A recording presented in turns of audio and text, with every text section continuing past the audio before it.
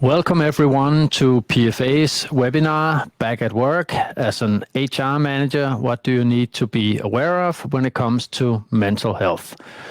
We've looked forward to welcoming you to this webinar, and in the studio with me, I have Vibeke Lunding Gregersen, who is an authorized psychologist and CEO of Mindwork. And I am Jesper Stensen, head of our business and organizational customers in PFA. I think many of us are looking forward to being able to come back to work in the coming weeks and months, and it means more and more of us in the gradual reopening of the workplace can actually come back also to the office. At PFA, we would like to make this return to the office as good and as effective as possible for everyone, and also to make it a positive experience. Vibeke will guide us through what you as an HR professional should be mindful of in regard to mental health when people start returning to the workplace. Vibeke, after the short welcome, Vibeke will have a number of slides and a presentation that will run to approximately 10 to 2. Then there will be time for questions. Please ask your questions during the presentation, and we will sum up and then round off the webinar at 2 o'clock. A few practical remarks. At the top right corner, you will see an engagement bar, and this is where you can ask the questions. Just click on the tab named Questions. You can also put the video player in full screen mode. This will make it easier to see the details on the slides we'll show you. You can do this by moving the cursor across the bottom right-hand corner of your screen and of your video player, and that will then enable the full screen option, and simply press Escape to exit the full screen view. We will be recording the webinar, and we'll send you the link to the recording afterwards, and it will also be through this link that you can get access to Vibeke's slides. And now, Vibeke, over to you. Thank you, Jesper, and thank you to PFA for creating awareness on the importance of mental health during this crisis by hosting these webinars, and then welcome to all of you. Today is about humans, about our emotions, reactions, and behaviors, and hence insight into the human brain and our nature is a good starting point. And it will be the foundation for today's webinar. We will start with a short guided trip into the human brain. Then we will look at pandemic stress and risk factors, after which we, based on compassion and psychological safety, will look at how we can prevent and create a framework that supports well-being, performance, and collaboration. It's a very special situation that we are in right now. While positive news about highly effective vaccines gives us new hope, it doesn't change the fact that a lot of people are still struggling, and that may be the case for months to come. In crisis psychology, we talk about 3 key issues that define the impact a crisis can have on our mental health. These are the nature of the crisis, the duration of the crisis, and the risk of reoccurrence. And here, Corona is a pretty strong candidate on all 3 factors. Researchers have studied the Danish population during the pandemic, and their studies show that our well-being is significantly reduced compared to before. Studies show large increases in loneliness, and Danes in general score higher on anxiety and depression during Corona compared to measurement before the pandemic. Many of the leaders and organizations I talk to also see that while during the first wave, sick days actually decreased, they start to see an increase in sick days for now. Looking back at the year that has passed, we started out by seeing a lot of energy and creativity. We were together even though we had to be apart, and despite worry and uncertainty, solutions were found and acted upon.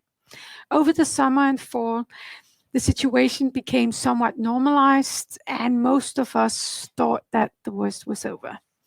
But then the second wave hit, the second lockdown, and different mutations appeared, sending us right back to where we started. There's light at the end of the tunnel, but it can feel a bit like running a marathon where they keep on moving the finish line out of sight when we appear or when we get near it. So now we are experiencing what in crisis psychology is called battle fatigue, or we could call it corona fatigue. Of course, it's not all bad. There has been tremendous learning. Many have gained new perspectives on life and have experienced meaningfulness and purpose. And of course, we must believe and hope that we will get through the pandemic, because we will. That is what humans can do. We can face great challenge and crisis, but we get through it and we rise again. But there's an important task in terms of prevention and alleviation, because our mental health is under enormous pressure, and it is going to place great demands on organizations in the time to come. So now let's have a look at the human brain. Now, the brain is a paradox. It's amazing, but it is also a challenge. And it's our common human starting point, no matter who we are. Whether we are managers or employees, male or female, from Asia or Europe, if we are doctor, engineer, carpenter, or a nurse, we all have the brain in common. The human brain is not something to be explained in an instant, and I could talk for hours or even days about the things being presented to you the next 5 minutes. But we cut to the chase, because what we modern people need to remind ourselves and each other of is actually quite simple. The brain is amazing, it's marvelous, but it is most of all a terrible mess. See, the brain consists of parts that are at least 120 million years old and originate from animals. This is what we call the old brain, which primarily focuses on two things: survival and reproduction, on food, sex, and power, on fight, flight, status, and dominance. The old brain has been optimized and developed over 118 million years. And then the last couple of years, that means the last couple of million years, we developed the new brain. This is the special human part of the brain, the part that made us intelligent and that we only have in common with ourselves. It's the new brain that has given us our special abilities for imagination, for planning, analysis and interpretation, for creativity and innovation. But it is also the new brain that can make us worry, can make us be self-critical in a very special human way that is totally different from what animals can do. There are no dogs, cats, or other animals that lie sleepless at night over COVID-19. And that is whether it's a threat to them or not. Now, in order to fully understand how our brain can challenge us, we should take a look at the brain's control center that is made up of 3 emotional regulation systems. This is where the brain is able to control or regulate our state, how we feel, and thereby our behavior, what we do. While we take this brief tour into the control center, maybe you could try to think about what emotions and reactions that you have experienced in the last 2 or 3 months. Now, first here we have the red system, the threat system. This is designed for the sole purpose of making sure that the threats we meet do not kill us, thereby making us evolutionary redundant. The threat system activates strong negative emotions like fear, anger, and disgust, and it's the strongest of the 3 systems. The red system is our alarm system, our better safe than sorry system, making sure that we react fast and instinctively. Or, as evolutionary psychologists would put it, you can have lunch many, many times in life, but you can only be lunch once. Survival comes first, the rest can wait. The next system here is the drive system, the blue system. This system guides, motivates, and encourages animals and humans to desire, pursue, and perform. The blue system ensures that we stay on the lookout for opportunities, that we take some chances, that we move forward and constantly progress. The blue system activates strong positive emotions like joy and excitement to stimulate behaviors which set the pace, adds a bit of pressure, and makes us perform. Now, all living creatures have a version of a threat and a drive system. It's completely necessary for survival. But the green system, the soothing system, we only share with the mammals. Now, the green system ensures that we can find peace, safeness, and contentment as a counterweight to the fight, flight, and pursuit of the two other systems. But the green system is also about contact and attachment between humans, and it's essential for our survival. We are social animals. We are dependent on our flock, and our children are completely dependent on receiving care and protection in order to survive. When the green system is activated, we can be content for a while and we can be satisfied with the state of things.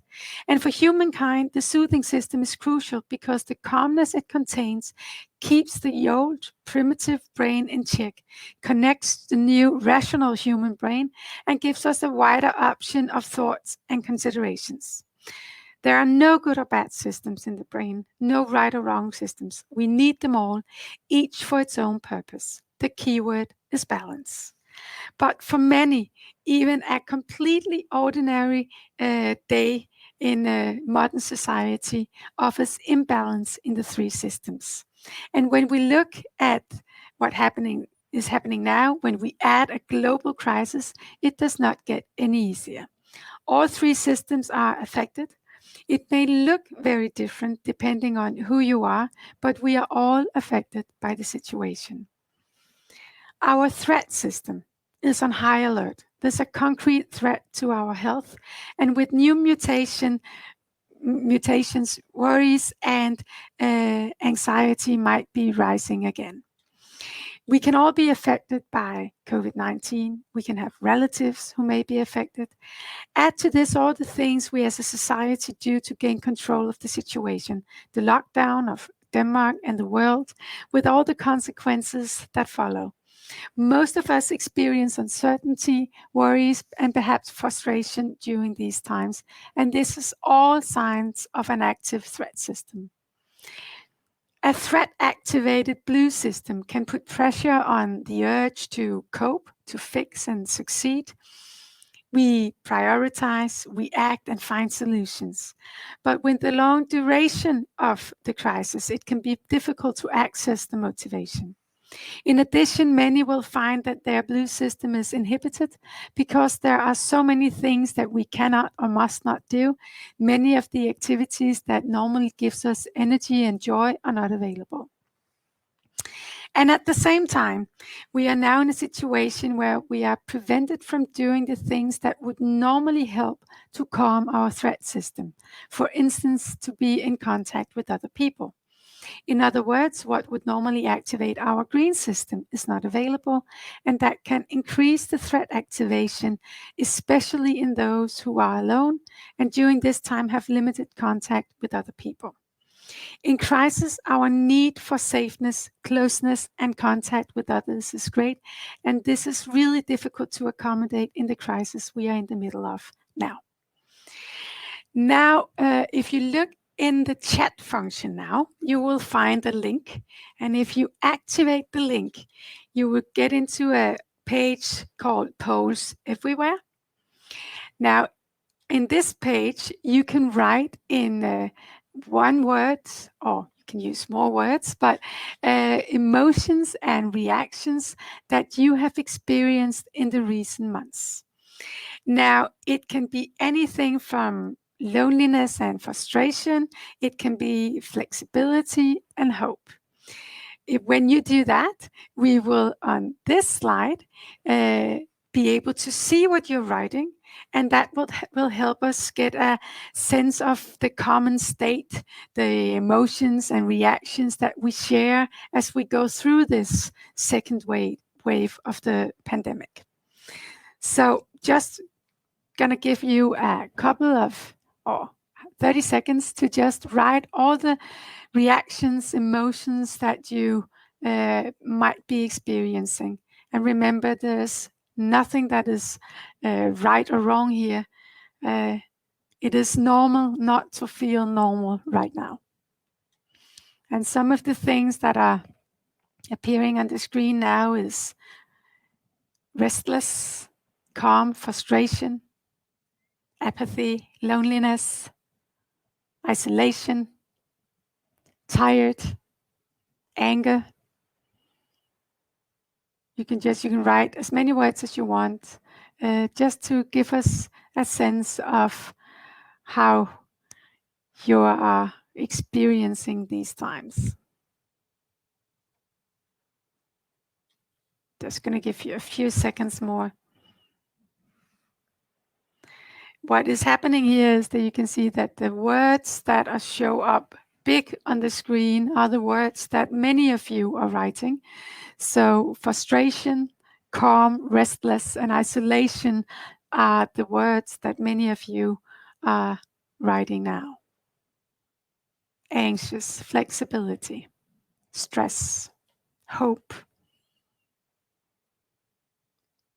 Good. Thank you so much for your participation here. Now, I have been making this exercise with a lot of people the last 10 months now. And what we can see is that there are something is changing in the way we react and feel. When we look back at the first wave, we saw there were a bigger variation between positive and negative reactions and emotions.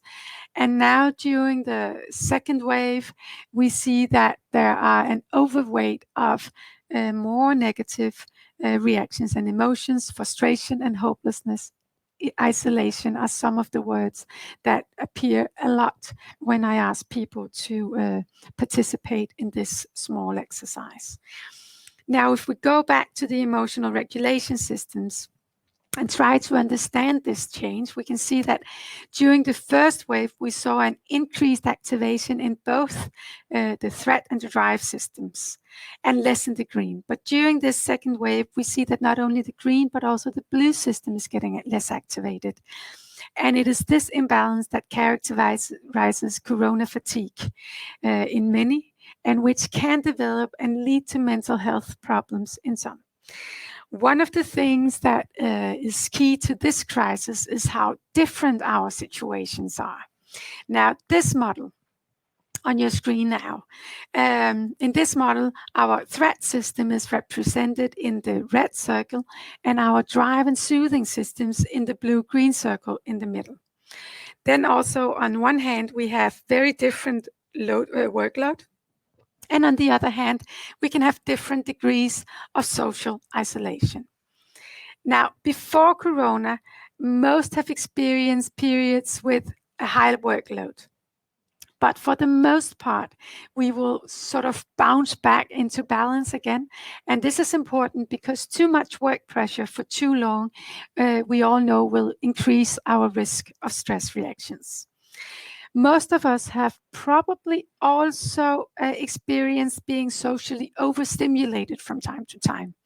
A good long Christmas holiday with the whole extended family can be a tad demanding for most. But fortunately, even Christmas has an end. Then if we go to the bottom of the model here, we have can also have periods with a very low work pressure.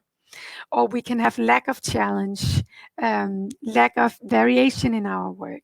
And this can place us in the bottom here in the model. Because it can affect our motivation, and it can be really stressful if it drags on. And then, of course, we can have periods in our social lives where we don't feel that as satisfying as we may wish for, placing us out here on the right in the model.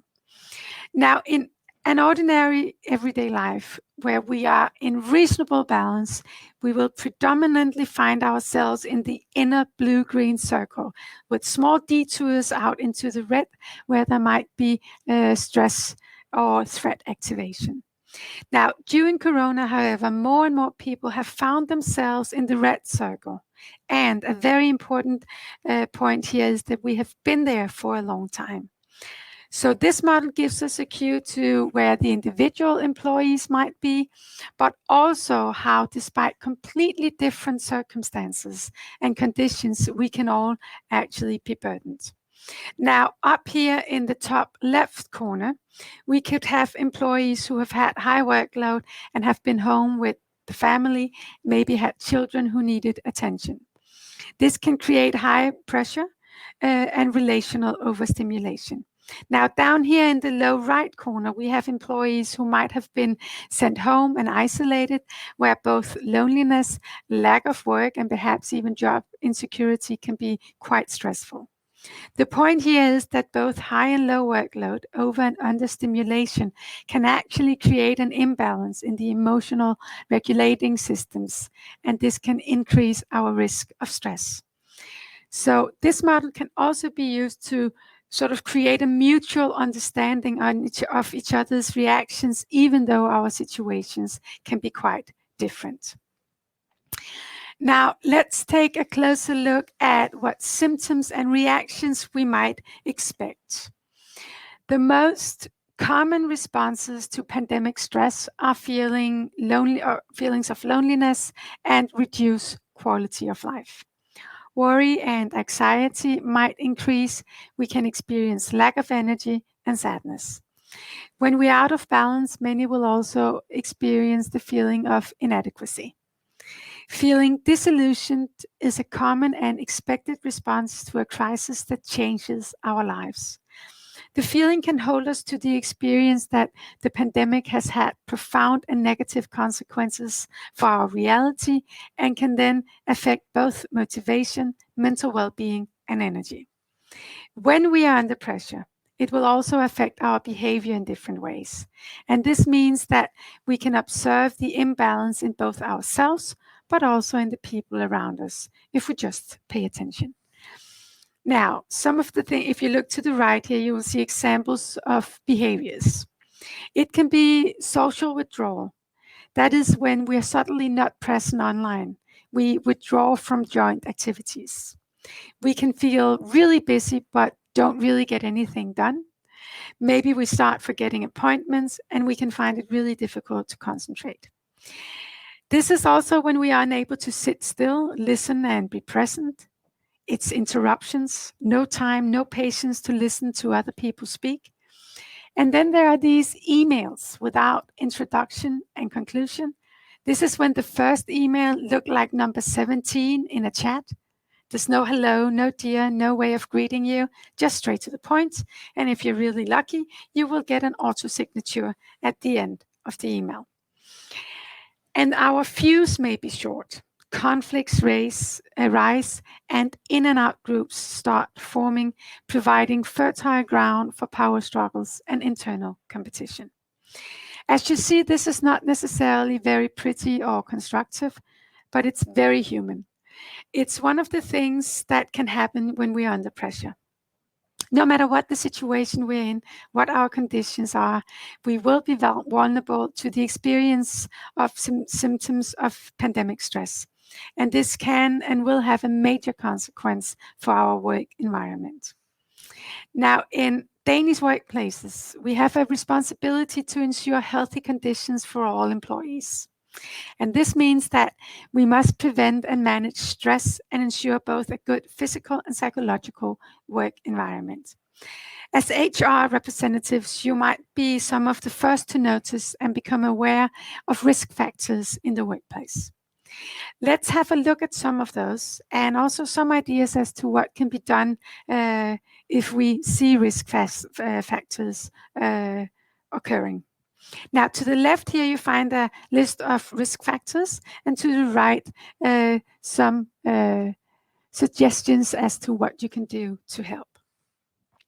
Now, if we are stressed and our threat system is activated, there will often quickly be an imbalance between the demands on us on one hand and our resources to solve the tasks on the other. When that happens, we may need help prioritizing tasks, or we might need to get support from others. Another factor is so-called boundaryless work, which has been accelerating with the speedy technological development in recent years. But during Corona, The workplace for many has completely melted together with our private lives as our workstations have moved into the living room. Now, we might need help to ensure a fixed structure for the workday. It can also be helpful to clearly mark the shifts between work and private time.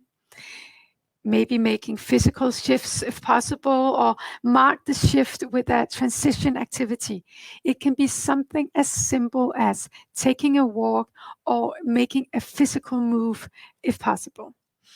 This is really important because we need to take time off. We need to take breaks for our well-being, but also for our brain to function. Another thing we might be aware of is the temptation to try to catch up for lost time. And that's both privately, professionally, and socially. It can be really tempting to just sort of hit the accelerator, both in regards to tasks and activities. But it's important to remember the balance and maybe slow down a bit.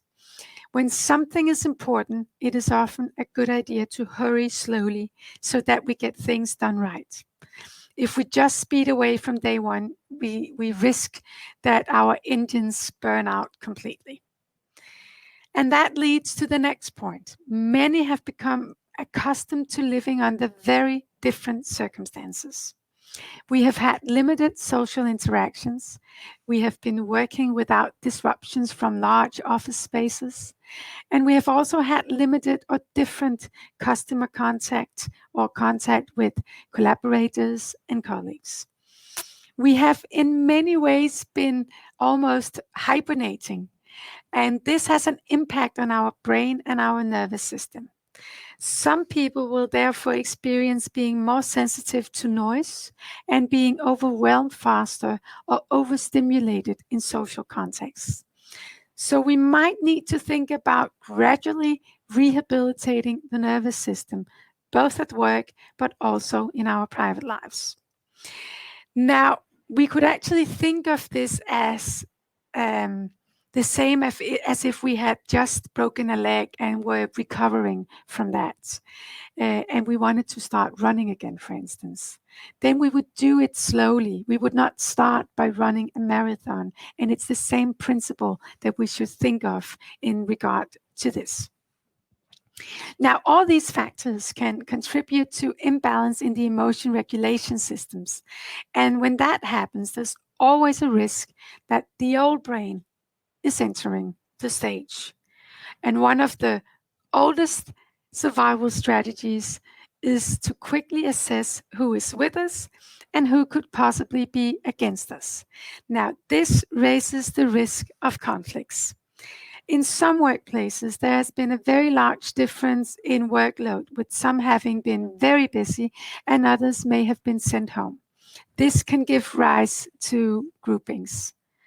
It can also be how we individually cope. If you are among those who have done very well over the last year and you really just want to get back to work and normal life, then you may not want to hear more about how hard it has been for some others.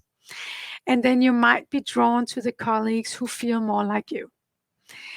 There may be groups of employees who take rules and guidelines very seriously, and others who start slowly letting go a bit. And this can also trigger strong reactions. It's quite understandable that people will be experiencing the crisis differently. But when we form in and out groups in the workplace, there is a risk of bullying and harassment.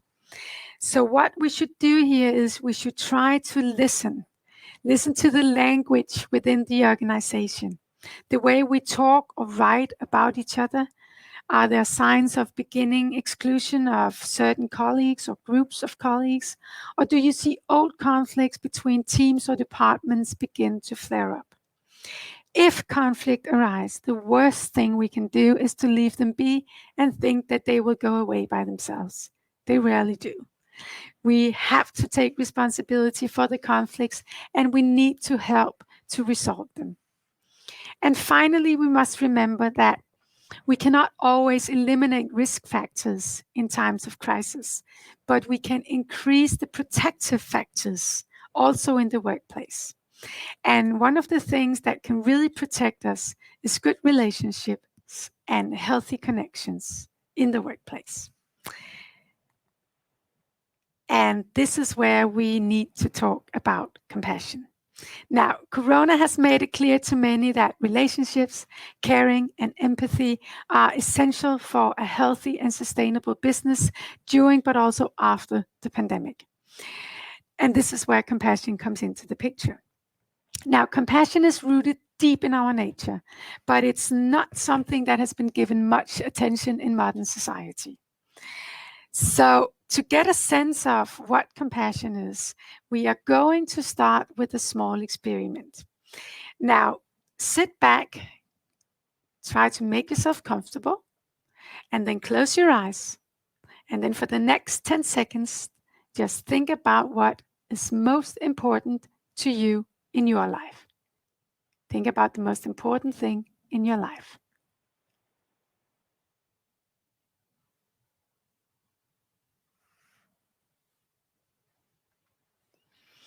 And now you can open your eyes again. Now, as a psychologist, people often ask me if I can read their mind. And of course, I can't. But today I'm going to give it a try anyway. I'm going to start by guessing some of the things you did not think of. For instance, your targets for this quarter, your company's financial report, your salary or bonus. And I'm pretty sure that you did not think of your pension. I actually know that you thought of one or more of the people who matters most to you in your life. And now you know that I can read your mind. And this is what compassion is all about. Good and healthy connections between people. And there's a deep wisdom in this because healthy connections predicts both our physical and mental health. Everything from blood pressure to depression and how long we live is positively influenced by healthy connections. And it's compassion and healthy connections that brought humans to where we are today. Because the most valuable principle of evolution is our ability to connect and care for one another. We are not here because we are the biggest or the strongest. There are far bigger, far stronger, and far more robust animals than us. At birth, humans are without comparison the most incomplete and most helpless of animals. Our children are the ones with the greatest need for love and caring commitment. But actually, that became our greatest evolutionary advantage.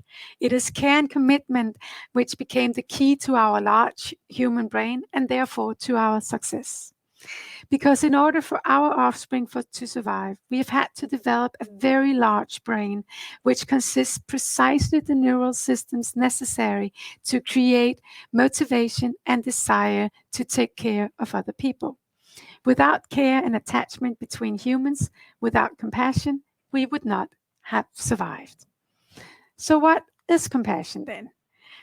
Other than a human characteristic that is related to care and healthy connections?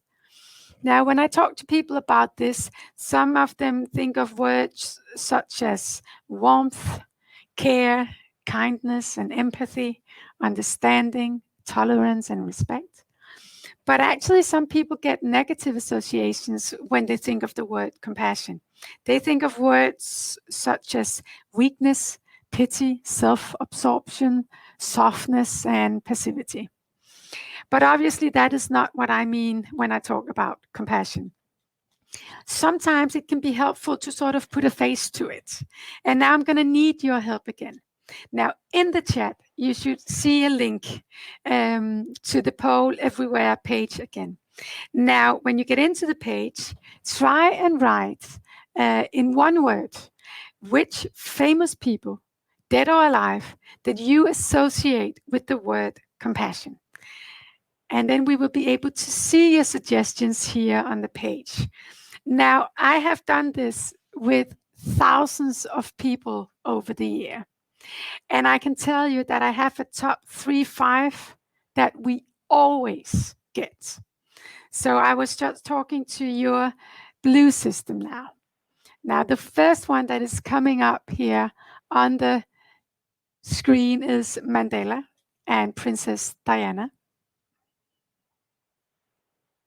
And more people are adding in Mandela. Gandhi.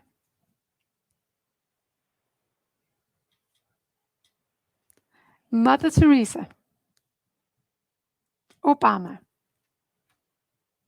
And I can tell you that we have made a top 5 here already, because I have this slide that can show you some of the most common people that are mentioned when I do this exercise. And that is Nelson Mandela, Gandhi, Mother Teresa, Dalai Lama, Martin Luther King, Barack Obama, Princess Diana, and Jesus. Now, I don't imagine that any of you would describe these people as weak, self-absorbed, or passive. But maybe we can agree that they have all had wisdom.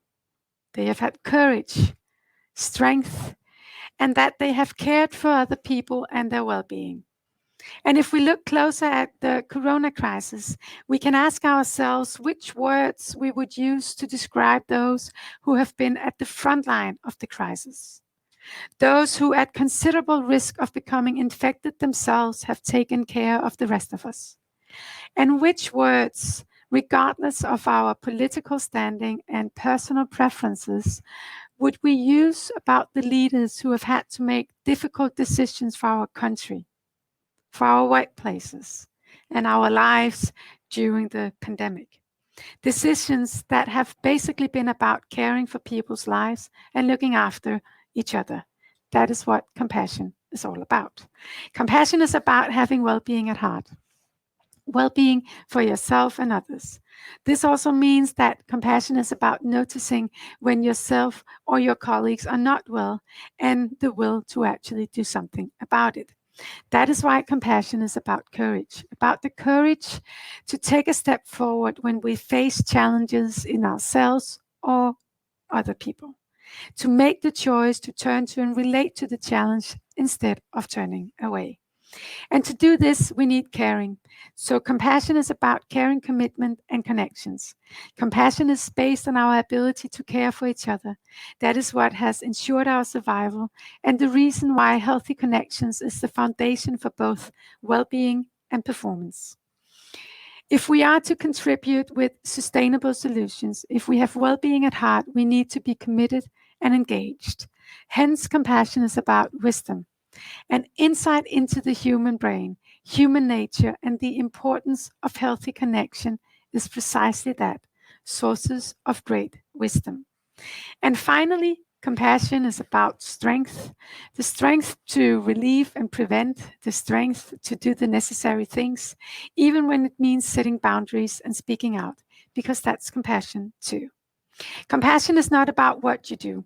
Compassion is about how and why you do what you do. When the goal of your actions is to be helpful, and when you act because you have well-being at heart, you act with compassion. So let's get back to the current situation. From a psychological perspective, reopening can be complicated. We will be experiencing it differently, and no reaction is truer than others. It is just as all right to be uneasy about the opening as it is to rejoice and feel relief.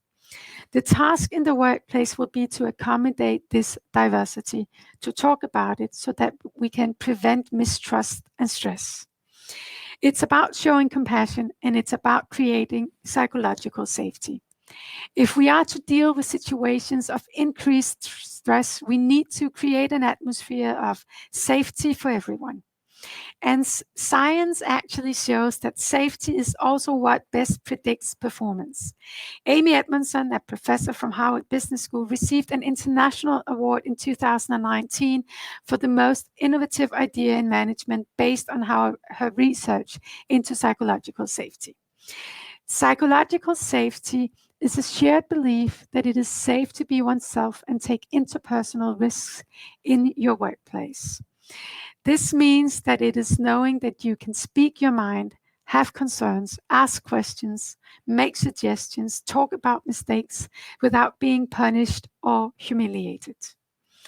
And if we look into the research, studies show that compassion and psychological safety enhances trust in and respect for colleagues.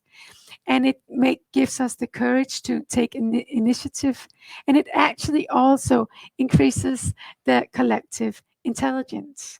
The reason is that when people are safe, they will be much more likely to exchange knowledge, and they will have a better and more supportive social zone. So what we can conclude from the research is that not only is compassion and psychological safety a safeguard for well-being, it's also really, really good for business. When we open again, many organizations need to start a reboarding process. They need to reboard their employees, and here compassion and psychological safety will be crucial for a good process and return. We must focus both on the individual and on the group if we want to prevent stress in the best possible way when we return. As a workplace, we must ensure both the physical environment, for instance, the risk of infection, but also the psychological environment by ensuring community and safety. That is how we best protect each other. In the process of reboarding, communication and a clear framework for return will be of great importance, just as it has been all along the way.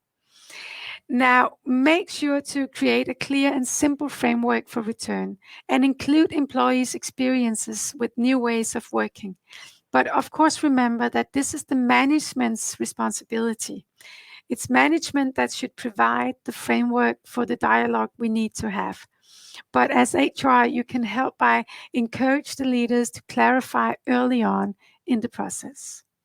Now, this can be about the requirements for being in the office. If you still have people working from home, then who can show up to work, when and why? It can be about the precautions that are taken in regard to the risk of infection. If we don't have a clear and simple decisions, and if we don't have clear communication, we create more uncertainty, and this can activate feelings of stress. Now, as a workplace, it's also essential that there's an overview of which options are available in times of need. No matter what we do to prevent and protect, sometimes there will be a need for more. We might need help from outside. Now, make sure you know your options, the possibilities you have to offer help and support. It can be insurance, it can be medical reference, it can be existing preventive measures within your organization, it can be mindfulness, it can be compassion training, it can be the possibility of coaching. Now, we don't know the extent of the pandemic stress, but we do know that there is an increased risk. Therefore, it may be an idea to monitor employee well-being a little closer than we might normally do, because this can give us an indication of whether help is needed. You can consider using your existing measurements as a starting point. Select a few simple questions that make it easy to carry out small measurements on an outgoing basis. You can also use WHO5, which is a global measure of well-being. The scale has been translated into more than 30 languages. It consists of 5 simple questions. It's really easy to use. And if you score below 50, then it will be associated with an increased risk of stress and depression. And you can find it easily on the internet. On an individual level, you have an important task in exploring the needs of the employees when they return. You can support the leaders by helping to make sure that everyone is seen and heard in this process. It may be about the fact that we have new ways of working, new routines and habits, but it can also be about how we feel about whether returning creates concerns. Now, let's just make sure that everyone knows that it is not enough to ask people how they're doing when they return. And we cannot expect employees to speak up uninvited. We will have to be more explorative. We will have to listen and ask questions. When we look into the individual needs and when we have our framework in place, we also know what our possibilities are for flexibility, and that has an impact on how we can align expectations. Now, aligning expectations is key. It is mentally demanding to be human right now, and this means that in order to prevent actual breakdowns, we might have to adjust expectations to ourselves and one another for a period of time. If we don't talk about or are willing to look into the expectations on the individual employee based on their specific situation, it can reinforce the feeling of inadequacy, and it can contribute to the development of stress. We must also always keep in mind that no one wakes up in the morning with the desire not to do a good job when they go to work. But many of us have found it really difficult to perform and deliver as we normally do, and that can create stress for many. Now we need to look at the group level. As we already covered, safety and being connected to other people are of essence and can normally protect us. But our feeling of community and belonging has been under pressure the last year. When we return, there's a major task in restoring the social relations. The first step is to get everyone involved and to create a space for the many different experiences, feelings, and reactions that are among the employees. As a workplace, it is really important to signal that it is okay not to be okay, and that we can handle and accommodate each other's differences. But let's just be clear. This is not about group therapy in the workplace, but about a structured process where everyone is heard, where we have each other's well-being at heart, and where we support healthy connections and thus our psychological work environment. Compassion and psychological safety are key to this process. So let's just have a look at a few of Amy Edmondson's suggestions as to how we can create psychological safety. First, we need to set the stage, and that requires someone taking the lead. It may be the managers who do it, but it may also be that there are managers who need help with it, and here many of you might have an important function. We can set the stage by using ourselves and by sharing examples and normalizing diversity. Right now, it's tough for many, but we don't talk about it much. Perhaps on the assumption that it makes it worse, or that it's useless because there's nothing much we can do about it. The problem is that it can leave us with the experience of being left alone with the difficulty, that you're the only one feeling like this, and that won't make it easier. That's why we need to listen and share experiences, because it creates a sense of normalcy that makes it possible to ask questions and ask for help. And it can contribute to a strong sense of community in which we look after each other and we have the opportunity to offer support and ensure well-being. Inviting participation is basically about being curious and asking questions. In this situation where we have to slowly get back to work, it's important to create a space where everyone is invited in. We can start by asking questions in the group that allow everyone to participate at the level that they are comfortable with. Make sure that everyone has the possibility to be heard, and remember that this is first and foremost about listening and understanding the different experiences. It's not about having to solve and fix problems. The quickest way to shut down a conversation is to neglect the experience. For example, if an employee struggles working from home, it's really not very helpful to be told what a great opportunity that is. And if you're very afraid of getting infected, it doesn't help to be told that it is no worse than catching the flu. It can be really difficult not to get into solution mode, and therefore it's important that the process is guided by someone who can stay calm and facilitate the conversation in the group. And finally, there's also an important task in relation to well-being of managers.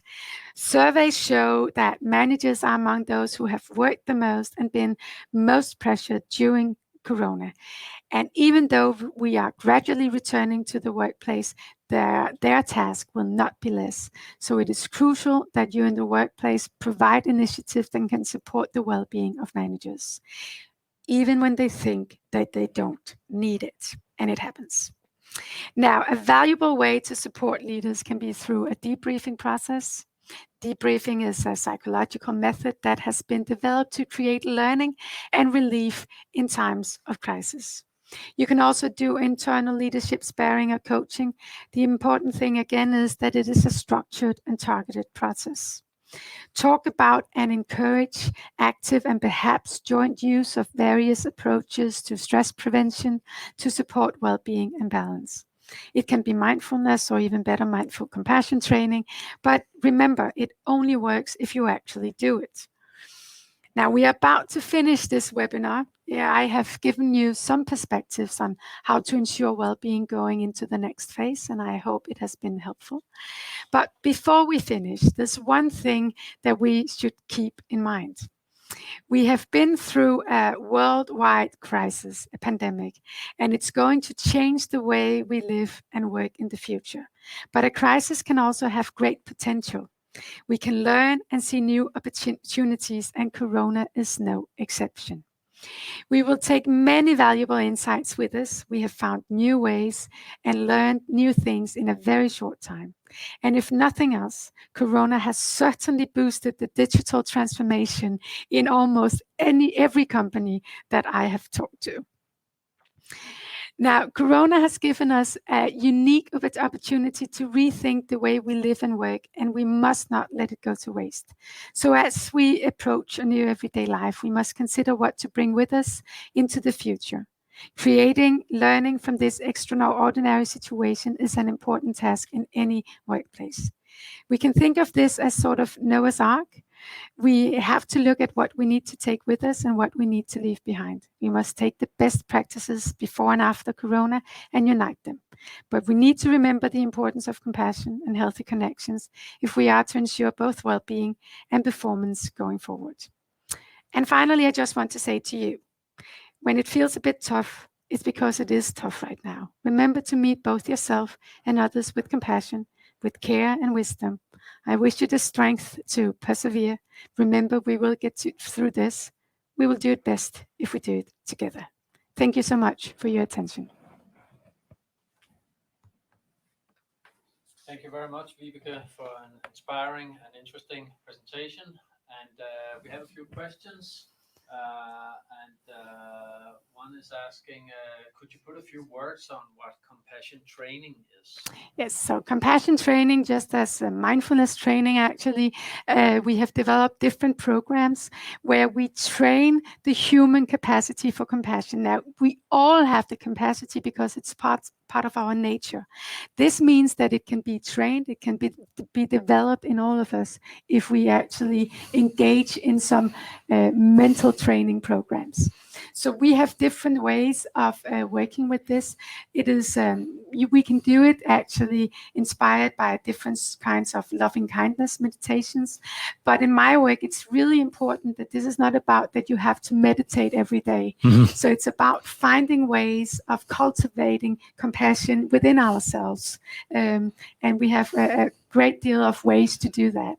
I would love to, but I can talk about that for a very long time, Jesper. So okay, well, if any of you need more on this, I think my microphone was off. The question I asked Vibeke was if she could put a few words on what compassion training is, and yes, you did, and you can put many more words on it. I can hear. So please feel free to contact either PFA or Vibeke directly if you want to hear more about this topic. We also have a question regarding how long after the pandemic should we expect these reactions?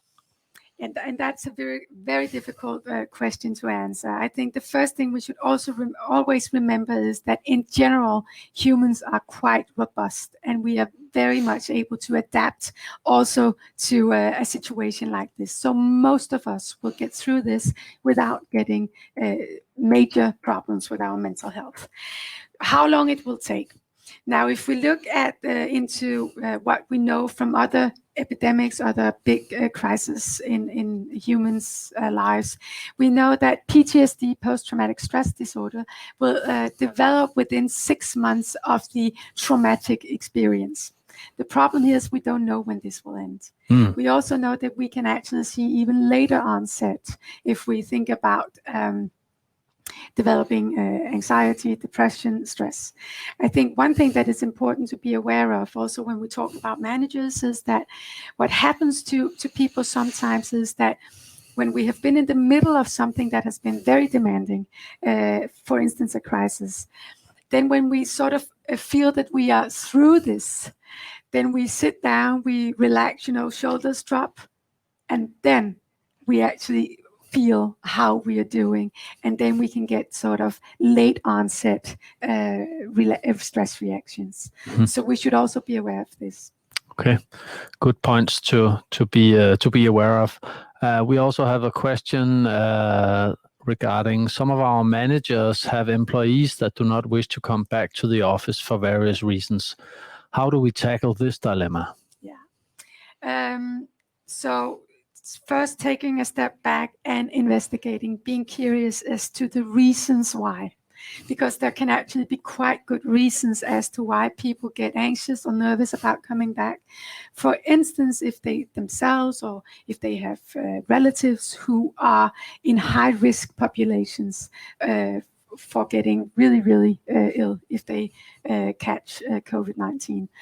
And then if that's the case, I would suggest that you find ways of accommodating that need if possible. Or finding ways of making sure that they feel safe at work. And that can be about the physical environment. And if it's primarily due to inconvenience of getting back to the office, I think that precisely because our community, our relationships to co-workers is so important, we need to encourage people to come back the best we can, because it's important going forward. Okay, so I hear that you can actually set demands and set the stage and set some ground rules once you've made sure that it's not because of certain specific circumstances. Yeah. Okay, sounds good. And one last question, is compassion the same as empathy? No, I could talk about that for a long time also.